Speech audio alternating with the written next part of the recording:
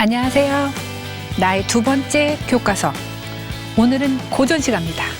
고전시가의 세 가지 이야기라는 주제로 여러분하고 만나볼 텐데요. 우리는요, 고전을 좋아하면서 어렵게 생각합니다. 고전이라고 하면 뭐가 떠오르세요? 시가라는 타이틀을 빼고 고전이라고만 얘기하면 클래식이라는 생각이 딱 떠오르죠. 고전은 고리타분한 어떤 정전의 준말이라고 생각하시면 안 돼요. 고전은요, 사실 오래됐잖아요. 오래 살아남은 건 이유가 있는 거예요. 인간을 이해하려고 읽는 게 바로 고전입니다. 그 안에는 본질적인 뭔가가 있어요. 보세요. 세상은 아주 빠르게 바뀝니다. 강산도 10년이면 변해요. 평균 신장도 점점점 바뀌죠. 평균 수명은 얼마나 드라마틱하게 변했는데요. 인간에게는 이렇게 많이 변하는 가운데 변함없는 부분이 있어요. 부처님은 변하지 않는 건 없어. 이게 진리야. 이것만이 변하지 않는 진리야. 라고 얘기를 하셨는데 저는 부처님 말씀에다 토를 좀 달게요. 안 변하는 거 조금 더 있던데요, 부처님. 인간에게는 변함이 없는 어떤 것이 있던데요. 철학자는 본질이라고 부를 거고요. 심리학자는 인간의 본성이라고 부를 테죠. 시인과 소설가는 어떤 인간성이라고 부를 수도 있어요. 안 변하는 게 있다는 것은 우리한테 어떤 안심을 줍니다. 저는요, 봄날은 간다라고 하는 그 영화에서 유명한 명대사가 탄생했죠. 하나는 라면 먹고 갈래? 하고 또 하나는 사랑이 어떻게 변하니? 입니다. 사랑 변해요. 저도 사랑해봤는데, 연애해봤는데 변하더라고요. 사랑 변하는데? 너도 지금 변한다고 말하는데? 그럼 뭐가 안 변하는 건데? 우리가 사랑하는 마음, 사랑하는 마음을 갖는 그 자체는 변하지 않았어요. 죽어도 잊지 않겠다, 굳은 맹세를 해도 한참 지나면 잊혀지거든요. 그런데 어떤 사랑하는 사람과 헤어지면 인간한테 슬픈 마음이 드는 건 이 사실 그 자체는 변하지 않더라고요. 너무 지치고 힘들 때 자연으로 돌아가려고 싶은 그 마음 자체는 변하지 않더라고요. 언제? 1000년 전의 고전시가에서도 변하지 않았고 지금 우리 마음에서도 변하지 않더라고요. 그래서 변치 않는 마음을 주제로 소개합니다. 첫 번째, 사람의 삶에 가장 진하게 남는 거, 바로 슬프고 비통한 마음입니다. 허난설원이라는 작가가 있었습니다. 이 허난설원은 당시로서는 조선시대 때 여성이 아무리 양반집 규수라고 해도 여성이 한문 공부를 하는 것은 집안에 허락이 좀 있어야 되는 거거든요. 근데 아버지가 이 딸의 재능을 알아보고 이제 하고 싶은 공부를 하도록 허락을 해줬어요. 홍길동전을 쓴 허균의 누나인 이 허난설원이 아주 짧은 생애를 살고 요절을 합니다. 죽을 때 자기가 쓴 시문을 다 태워달라고 했어요. 근데 허균이 누나를 몹시 사랑했거든요.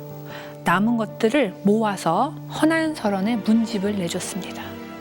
그래서 허난설원이 지우려고 했던 그런 한시들이 남아있어요. 그 중에 비통한 마음을 가장 잘 표현한 곡자라는 시를 소개를 할 겁니다.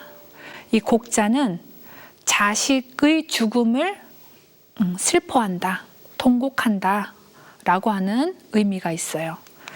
이 허난설원에게는 첫애와 둘째가 있었습니다. 그런데 이 두 아이를 병으로 잃어요.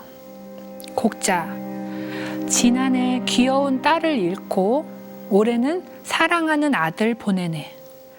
서러워라 서러워라 광릉 땅이여, 봉분 둘 나란히 마주하고 섰구나. 백양나무엔 쓸쓸한 바람, 도깨비 불만 무덤 둘레 희미하게 비치네.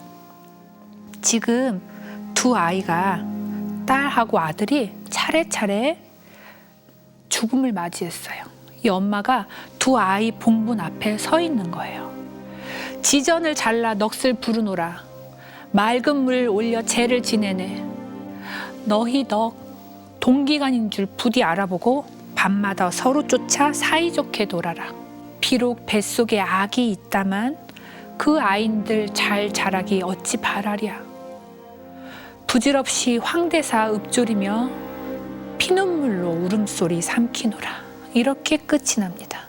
이 시는 우리가 다 이해할 수 있어요. 엄마가 두 아이 무덤 앞에 와서 제사를 지내면서 아이들 생각을 하는 거죠. 여기에 황대사라는 단어가 나오는데요. 이 황대사는 허난설원이 쓴 작품이 아니고 중국 당나라의 한 태자, 장회태자라고 알려져 있는 이현이 쓴 시입니다. 장회태자의 어머니는 그 유명한 측천무후예요. 권력욕이 어마무시했던 여성이죠. 그런데 이 측천무후가 처아들을 죽게 만들었습니다. 황대사라는 이 시를 쓴 이현도 생명의 위협을 느껴요. 황대 아래 오이가 열렸는데 첫 번째 오이를 따갔네. 두 번째 오이 따가는구나. 세 번째 오이도 따갈 거구나. 네 번째 오이도 따갈 거야. 자, 이때 자기 형제가 넷이 있었거든요. 이 오이 4개 다 따가는, 죽임을 당하는 오이 4개. 이 오이 4개가 본인들 형제 이야기입니다. 자, 사실 이거는 아들이 어머니를 두려워하고 어머니를 비판하는 시예요. 어머니가 나를 죽일 거야. 우리 형제를 오이 4개처럼 다 따갈 거야. 죽이게 될 거야. 라고 하는 시입니다. 허난설원이 갖다 쓸 때 왜 이걸 갖다 썼을까요? 황대사는 나쁜 어머니에 대한 시입니다. 오이 농사를 제대로 짓지 못하고 금방금방 다 따가버리는 나쁜 어머니예요. 자식을 잘 못 지킨, 제대로 아이들을 건사하지 못한 나쁜 어머니야 라고 하는 자책을 좀 하고 있었을 거예요. 그래서 부질없이 황대사 읊조리며 피눈물 흘린다라는 구절이 나왔을 것이다 라고 해석이 됩니다. 이 마음이 너무 감정이입이 되는 게, 아이가 아프기만 해도 열이 나거나 어디 다치면 엄마는 막 자책을 해요. 내가 바빠서 신경 못 써줘서 얘가 감기 걸리고 열이 나나 보다, 이런 생각을 하는데, 자식을 아예 잃어버려서 무덤에다 묻고 난 허난설원이 얼마나 아픈 마음으로 시를 썼는지 이 시를 읽으면서 굉장히 가슴이 좀 아팠습니다. 실제로 뱃속에 있는 저 아기, 허난설원은 저 아이를 잃어버려요. 허난설원 본인도 27이라는 아주 젊은 나이에 요절하는 그런 슬픈 운명, 슬픈 인생사가 이 시에 깔려 있습니다. 자식이 죽으면 장이 토막토막 끊기는 아픔이라고 해서 단장의 아픔이라고 해요. 이 비통한 마음이 과연 허난설원만의 것일까요? 저는 500년, 1000년을 넘어서 자식 잃어버린 모든 어미들의 공통된 마음이라고 생각이 듭니다. 그런데 자식의 죽음만 비통한 건 아니에요. 사랑하는 사람을 잃으면 다 비통합니다. 사랑의 크기만큼 비통의 크기가 찾아옵니다. 예전에는, 조선시대는 임금님을 님으로 보는 그런 시가들이 굉장히 많거든요. 근데 여기 제가 지금 다음에 소개를 해드릴 시는 님처럼 사랑하던 주군을 잃고 주군을 잃어버린 다음에 마치 세상을 잃어버린 것처럼 살았던 한 사나이의 이야기입니다. 하서 김인후라는 사람은 신동으로 굉장히 유명했던 사람이라고 해요. 태어났을 때부터 머리가 총명하고 시제가 탁월하여 사람들의 기대가 굉장했다고 합니다. 조선에서 유명한 신동으로 자란 김인후를 임금이 불러서 자네 우리 세자의 스승이 되어주게. 나이 차이가 많이 나진 않았습니다. 그러니까 세자 옆에서 같이 자라면서 같이 공부하면서 친구이자 스승이 되어달라라는 부탁을 받고 세자하고 함께 공부를 합니다. 이 세자의 스승이었던 김인우는 세자가 왕이 되었을 때 얼마나 기뻤겠습니까? 그 왕이 바로 인종이었거든요. 1545년 조선의 인종이 즉위하자마자 1년도 못 돼서 8개월 만에 사망을 합니다. 자, 김인우는 인종이 사망하자 그 다음 왕에게 자기 관직을 의탁하지 않았어요. 다 끊어냅니다. 사직을 하고 낙향을 해서 성리학 연구에 매진을 합니다. 그 마음을 적은 시가 바로 유소사라고 하는 시입니다. 유소사란 그리움이라는 뜻인데요. 내가 생각하고 생각하는 바가 있음, 이런 뜻입니다. 님의 나이 30을 바라볼 때 내 나이는 36이었죠. 새 단꿈이 깨기도 전에 시위를 떠난 화살처럼 떠나간 님아, 내 마음은 돌이라서 구르질 않네. 세상사 흐르는 물 잊혀지련만 젊은 시절 해로 할 님을 여의고 나니 눈 어둡고 머리 희고 이가 빠졌죠. 슬픔 속에 봄 가을 몇 번이던가 아직도 죽지 못해서 살아있어요. 백주는 옛날처럼 물가에 있고 고사리는 해마다 돋아납니다. 오히려 부럽네요, 주나라 왕비. 주나라 왕비는 생이별을 했기 때문에 만난다는 희망이 있으니 나는 사랑하는 님 주군하고 완전히 사별을 했어요. 죽어서 이별했습니다. 우리는 만난다는 희망이 없어요. 기다리면 그분이 돌아올까? 돌아오지 않아요. 절망의 노래죠. 나는 세월이 흘러도 죽지 못해 살아있고 살아도 산 것이 아닌 것 같습니다 라고 하는 말이 이 사람이 가졌던 슬픔의 크기를 짐작하게 합니다. 이런 시를 읽으면 낙심이라는 것도 굉장히 오래되어 온 어떤 주제구나라는 생각을 하게 돼요. 자, 자식을 잃은 헌한 서론의 절절한 마음, 님과 같은 임금을 잃은 절절한 신하의 마음, 이 두 마음을 보셨는데요. 이번에 보실 시는 자신의 아내를 잃은 한 남자의 비통한 시입니다. 아내하고 사별한 남편이 쓰는 시를 도망시라고 해요. 이 도라는 것이 서러울 도, 슬플 도라는 한자입니다. 망이라는 것은 이제 죽음인데요. 어떤 이제 죽음을 슬퍼하는 마음이라는 것이 이제 도망이라는 단어에도 보입니다. 한문학을 하는 사람들은 양반이지 않습니까? 양반들은 왠지 근엄할 것 같고 자기 속내를 잘 드러내지 않을 것 같고 한데 아내가 죽었을 때의 그 슬픔은 참을 수 없었나 봐요. 도망시 중에서 정말 탁월한 작품이다 라고 알려져 있는 것이 추사 김정희의 도망시입니다. 추사 김정희 하면 뭐가 떠오르냐면 세한도가 떠오르죠. 세한도의 특징은 굉장히 차가운 겨울에 뭔가 메마름을 보여주는 것처럼 말라있는 소나무하고 뼈대만 남은 것 같은 어떤 집을 굉장히 건조하게 좀 그려놨거든요. 거기 감정이 풍부하게 읽힌다기보다는 저 사람의 지사, 뜻이 보이는 그림입니다. 세한도를 기억하는 사람들한테 추사 김정희가 이런 시를 썼어? 감정이 굉장히 끓는 시를 썼어? 의외일 수 있습니다. 작품 한번 보시자면 월하노인을 시켜 저승에 호소하여 다음 세상에서 당신과 내가 바꿔 태어나 그때는 나는 죽고 당신은 천리밖에 살았으면 좋겠다. 왜? 당신이 이 나의 슬픈 마음을 알도록. 월하노인은요, 사람과 사람의, 그러니까 청색 실과 붉은색 실을 연결해서 인연을 맺어주는 중매의 신입니다.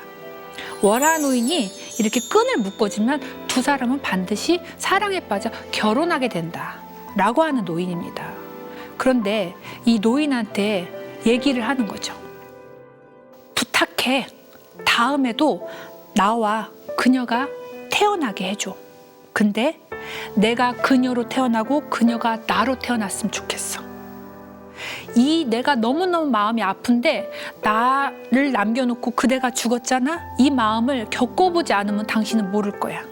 그때는 내가 먼저 죽을게. 당신은 살아. 그래서 이 아픈 마음을 너도 한번 겪어봐. 라는 겁니다. 이게 원망이 아니라 내가 그만큼 당신을 사랑했어. 내가 그만큼 당신을 잊고 가슴이 아파. 이런 내용입니다. 이 시를 썼을 때 추사 김정희는 제주도에 유배를 가 있었어요. 아내는요, 시부모님 모시고 자식 건사하면서 가장 남편도 없는 집안을 꾸려나가고 있었어요. 혼자 유배 온 추사 김정희한테 지금처럼 전화로 너의 아내가 위독해. 와. 지금 죽었어. 빨리 와. 장례 치르게. 이런 연락이 왔을 리가 없죠. 아마 죽은 지 한참 지나서 인편으로 오는 편지를 받았을 겁니다. 굉장히 미안하고 그다음에 안타깝고 슬펐겠죠. 고생고생한 아내의 임종도 지키지 못한 추사 김정희가 아내한테 보내는 헌사이자 사랑의 소네트이고 마지막 인사였습니다. 감당하기 힘든 슬픔을 아주 오래전부터 견뎌온 사람들을 보면서 오늘 나의 슬픔은 조금 작아집니다. 큰 슬픔 앞에서 내 슬픔은 위로를 받습니다. 조금 더 견뎌볼 힘을 얻습니다. 이렇게 슬픈 이야기만 하면 고전 시가는 맨날 우는 얘기냐? 도망갈 거야. 나 이런 거 싫은데? 라는 생각을 하실 수도 있을 것 같아요. 분위기를 좀 바꿔서 조금 더 달콤달콤 말랑말랑한 이야기를 해보겠습니다. 사람한테 바뀌지 않는 게 슬픔만 있는 건 아니고요. 사랑에 빠지는 마음, 누군가를 사랑하고 싶은 마음도 그 사람 천년 전 그 마음 그대로 우리가 갖고 있습니다. 제가 첫 번째로 꼽은 시는 홍랑의 시조 맷보들 골라 꺾어입니다. 70 넘으신 어머님이 이 시를 가장 잘 외세요. 우리 어머니는 자기 본인을 이 홍랑이라고 좀 생각을 하시는 것 같아요. 아버지를 되게 좋아하시거든요. 그래서 아버지한테 좋아하는 마음을 저희가 써놨다라고 생각을 하셔서 유일하게 외우는 시조가 홍랑의 맷보들 골라 꺾어입니다. 이렇게 오랜 시간이 지나 대한민국의 한 시골에 살고 있는 할머니의 마음을 울렸으니 할머니 외에도 다른 사람들의 마음에도 들어갈 수 있지 않을까 하고 가져왔습니다. 맷보들 가려 꺾어 보냅니다. 님의 손에. 말이 참 예쁘지 않아요? 가려서 꺾었대요. 맷보들은 그냥 산에 막 자라는 그냥 야생 버들인데 그 중에서 예쁘고 예쁜 것만 꺾어서 님의 손에 보낸대요. 쥐어주지도 못해요. 보내요. 거리가 있다는 얘기죠. 님 주무시는 창밖에 심어두고 보래요. 님하고 어떻게든 가깝게 가고 싶어요. 내가 님 옆에는 못 가도 내 대신 보내는 이 사랑의 징표는 주무시는 그 사적인 공간 창 밖에 심어두세요 라는 얘기예요. 비가 내려서 밤비에 새잎이 나거든. 새잎이 얼마나 조그맣고 이쁩니까? 그 이쁜 걸 보면 나인가 하고 여겨주세요 라는 얘기입니다. 이 홍랑하고 이 시를 받았던 사랑의 대상하고는 유명한 러브스토리가 깔려 있어요. 홍랑은 함경도의 관기입니다. 관청에 딸려 있는 이제 기생이라는 뜻이에요. 홍랑이 함경도에 기생으로 살고 있는데 그 지방에 고죽 최경창이라는 사람이 부임을 해옵니다. 둘 다 시를 잘하고 예술적인 재능이 있다는 공통점이 있었어요. 두 사람이 만나는 순간 사랑에 빠졌다라고 이렇게 전해져 옵니다. 그런데 고죽 최경창이 홍랑을 두고 한양으로 돌아가야 됩니다. 홍랑은 관기기 때문에 매여 있는 사람이에요. 따라갈 수가 없습니다. 돌아가는 최경창을 따라가다가 더 이상 갈 수 없는 산길에서 최경창을 보내면서 썼다라고 하는 이야기가 전설처럼 떠돌아오는 이야기입니다. 홍랑은 그 다음의 스토리를 이어갑니다. 고죽 최경창이 50도 못 돼서 사망을 하거든요. 둘이 연애했던 기간도 굉장히 짧았어요. 근데 홍랑은 고죽 최경창의 무덤 옆에 움막을 짓고 거기서 심요사리처럼 무덤을 지키는 일을 합니다. 여기까지만 해도 이 홍랑 여자의 사랑이 참 지독하다, 절절하다 싶은데 이때 임진왜란이 빵 터지는 거예요. 이 홍랑이라는 이 여자는 고죽 최경창의 시를 챙겨갑니다. 원고를, 글 쓴 거를 싹 챙겨서 보따리에 메고 피난을 가는 거예요. 최경창의 그 문집이 아직도 남아있을 수 있는 건 이 여자의 공로예요. 그 집안에서는 그래서 홍랑 어르신이라고 지칭을 한다라고 해요. 지금 연애시를 얘기를 하고 있는데요. 조선시대 고전시가의 연애담이라고 하면 이 사람을 빼놓고 얘기할 수는 없어요. 그게 누구냐? 전설이 된 레전드의 이름 황진이입니다. 황진이는요 굉장히 문제적이고 이야기할 만한 거리가 많은 사람이에요. 황진이에 대해서 우리가 고등학교, 중학교 때부터 시조로 굉장히 많이 접했지만 이 사람은 캐도 볼매다. 볼수록 매력 있다라는 생각이 드는 게 요즘 웹소설의 어머니라고 해도 사실은 과언이 아닐까 싶거든요. 선계약 후 연애, 선결혼 후 연애 이런 모티브가 웹소설에 좀 유행을 하는 한 가닥이거든요. 근데 바로 그 계약 연애를 선구적으로 하셨던 분이 바로 황진이라는 사람이에요. 소세양이라는 사람한테 한 달 계약 연애를 제시를 해서 계약을 맺습니다. 우리 한 달 동안만 연애하고 그 다음에 깔끔하게 헤어지자라고 하는 거죠. 그런데 항상 그렇듯이 한 달 만에 헤어지지는 못했습니다. 제가 오늘 소개할 시조는 황진이의 어저 내일이야라는 시조입니다. 읽어보면요. 어저 내일이야 그릴 줄을 모르겠느냐 있으라 하더면 가랴마는 제 굿되어 보내고 그리는 정은 나도 몰라 하노라 라는 시입니다. 이 시는요 고등학교 때 이렇게 배웠어요. 중의적 표현의 시다. 어느 부분이 중의적, 다시 말해서 두 가지로 해석이 되냐면요. 네가 나보고 있으라고 했으면 내가 갔겠냐, 너를 떠났겠냐. 근데 네가 나를 가라고 해놓고 네가 나를 그리워하는 건 나도 몰라 라는 게 첫 번째 뜻이고요. 내가 그 남자한테 가지 마세요 했으면 그 남자가 안 갔을 텐데 네가 보냈잖아. 그리고 나서 그리워하면 이거는 나도 모르겠다. 이 바보 황진이야 라고 하는 두 번째 해석이 있을 수 있습니다. 황진이가 이 사람하고 연애를 하고 뭔가 뭐 청산리 벽계수야 이런 시조를 쓰고 뭐 서경덕하고 같이 뭐 송도 삼절이라고 불렸고 이런 유명한 얘기들은 우리 알잖아요. 제가 잘 모르실 것 같은 이야기를 하나 찾아왔습니다. 조선에 황진이가 있다면요. 중국에도 황진이 비슷한 사람이 있습니다. 중국의 황진이. 이 설도는요. 중국 당나라 장안에 살고 있던 시인입니다. 그런데 자 황진이는 서경덕을 사랑했다고 하죠. 설도라는 시인은 원진이라는 시인을 사랑했습니다. 황진이가 연인을 사랑하고 설도가 연인을 사랑했던 그 마음은 상당히 비슷합니다.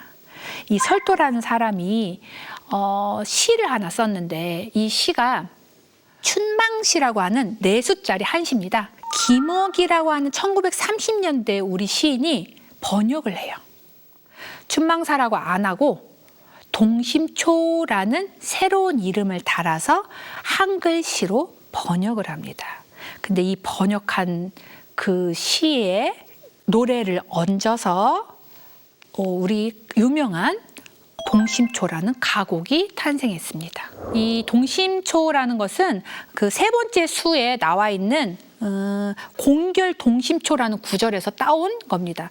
아내 될 사람하고 이제 신랑 될 사람하고 사주 단자를 청색실하고 홍색실로 이렇게 묶는데 이 묶은 매듭을 동심결이라고 하거든요. 그러니까 우리는 마음을 합쳐서 결혼할 거야라는 겁니다. 근데 당나라 여르신 설도는 기생이었거든요. 그래서 결혼을 하고 싶은데 그 사람하고 뭔가 인연을 더 맺고 싶은데 헤어질 수밖에 없는 마음을 풀잎으로 동심결을 맺고 있는 그 마음으로 표현을 한 겁니다. 이 가곡을 김옥이 어떻게 번역을 했냐면, 꽃잎은 하염없이 바람에 지고 만난 날은 아득타 기약이 없네.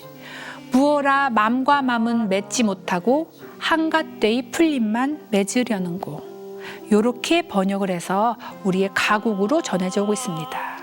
이게 사실은 신사임당이 쓴 시로 잘못 알려져 있었는데, 원래는 이제 중국의 당나라 여류시인 설도가 쓴 것이다 라고 정정이 되었습니다. 그래서 알려져 있어요. 홍랑도 그렇고 황징이도 그렇고, 사랑하는 사람을 그리워하고 사랑하는 마음은 고전시가 그 사람들만의 전유물은 아니었어요. 사랑하는 그 마음이 몇백 년 후에 한용운 시집 님의 침묵 같은 곳에서, 님은 갔습니다. 님은 갔는데 나는 님을 보내지 않았습니다.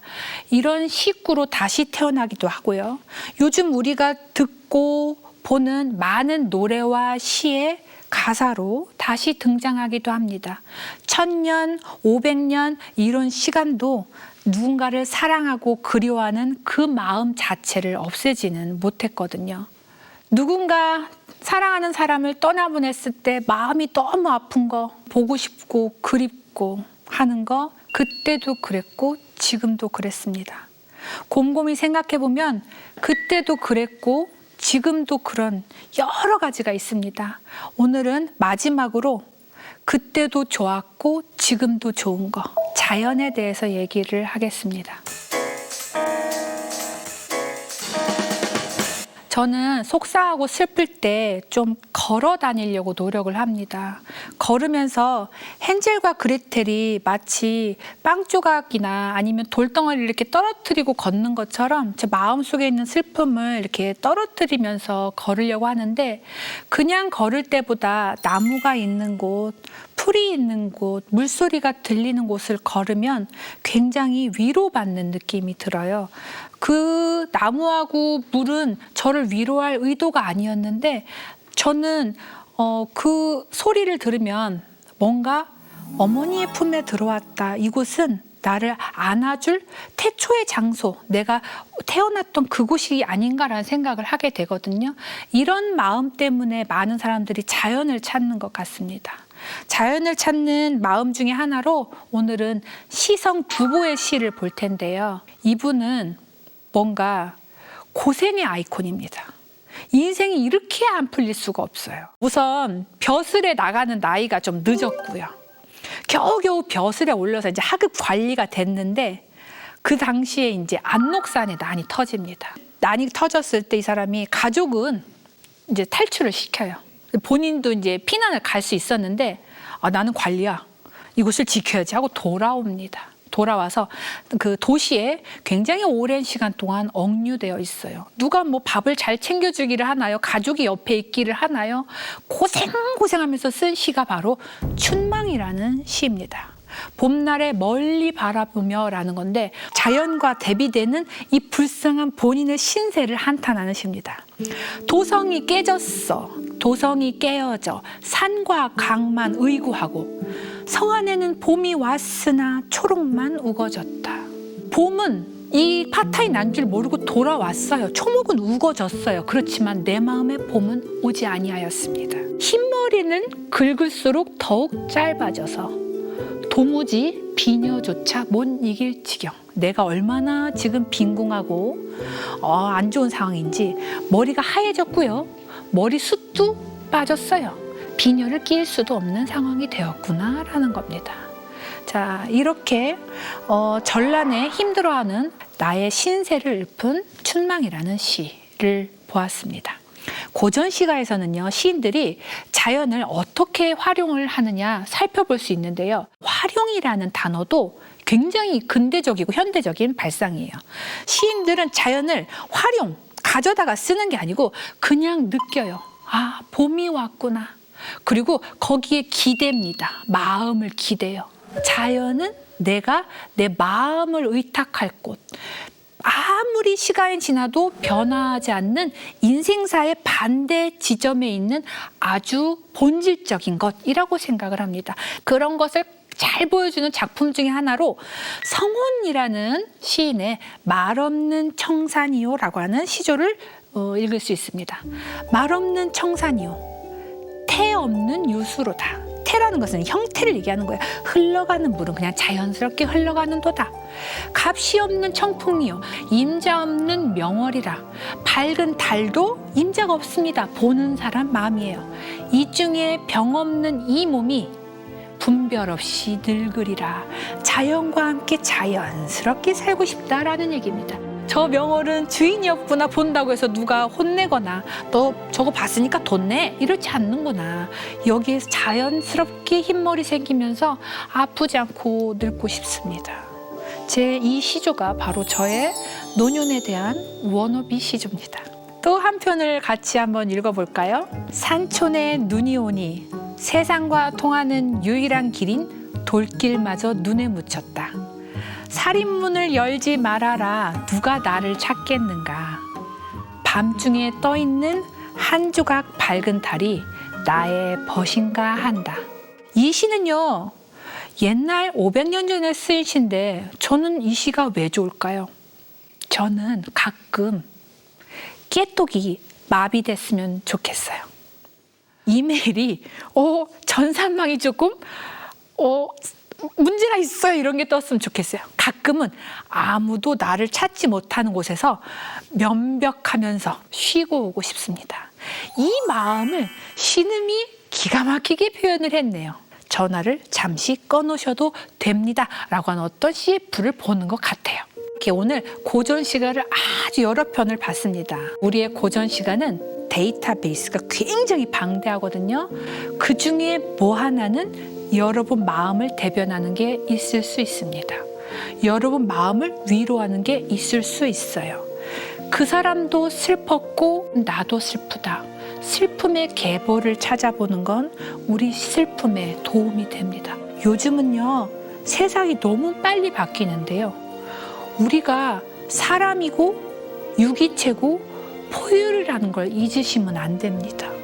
기술 문명이 바뀌는 대로 우리 몸이, 우리 뇌 구조가 그렇게 빨리 진화할 수는 없습니다. 우리는 로봇가 아니고요. 어플도 아니고 우리는 앱도 아닙니다. 우리는 사람입니다. 진화하지 않는 마음도 이유가 있는 거거든요. 우리 안에 진화를 거부하는, 진화가 되지 않은 어떤 이유를 고전 시간에서 찾아보시면 좋겠습니다. 오래 살아남는 거에는 이유가 있습니다. 감사합니다.